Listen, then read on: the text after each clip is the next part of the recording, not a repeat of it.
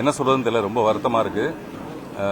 பாக்யராஜ் சார்ட்ட நான் ஒர்க் பண்ணிட்டு இருந்துட்டு அங்கிருந்து வெளியில போனதுக்கு அப்புறமேல வி சேகர் வந்து டைரக்டர் ஒர்க் பண்ண வந்தாரு. எனக்கு என்னன்னா, நான் டைரக்டர் ஆகிறத விட பாக்யராஜ் சார்ட்ட யாரு அந்த அசோசியேட் டைரக்டர் யார் இருக்காங்க அப்படிங்கிறது மேலதான் எனக்கு ஒரு பயங்கர பொறாமை இருந்த ஒரு நேரம். அப்பதான் வி சேகர் உள்ள நுழைஞ்சு அவர் வந்து ஒரு ஸ்டூடெண்ட் மாதிரியே இருக்க மாட்டார், ஸ்கூல் வாத்தியார் மாதிரி இருப்பார். அது அரசியல் ஆகட்டும், சினிமாவாகட்டும், எதுவாக இருந்தாலும் ஒரு பயங்கர தெளிந்த ஞானம்.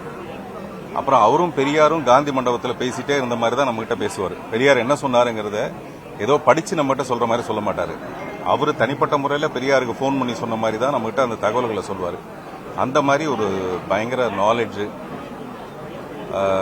அவருடைய படங்கள் எல்லாமே ரொம்ப தனித்துவமாக இருக்கும், ஃபேமிலியோட பார்க்குற மாதிரி. என்னுடைய படங்களுக்கும் அவருடைய படங்களுக்கும் நாங்கள் 2 பேரும் கலந்து உட்காந்து பேசும்போது அப்படியே அதுக்கு ஒரு பயங்கர கான்ட்ராஸ்ட். நான் பண்ற படங்களுக்கும் அவர் பண்ற படங்களுக்கும். பட் எங்களுக்குள்ள ஒரு நல்ல நட்பு.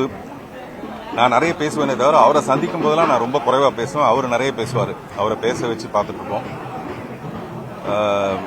இந்த செய்தி ரொம்ப கஷ்டமா இருக்கு. அவருடைய குடும்பத்துக்கு என்னுடைய ஆழ்ந்த அனுதாபம்.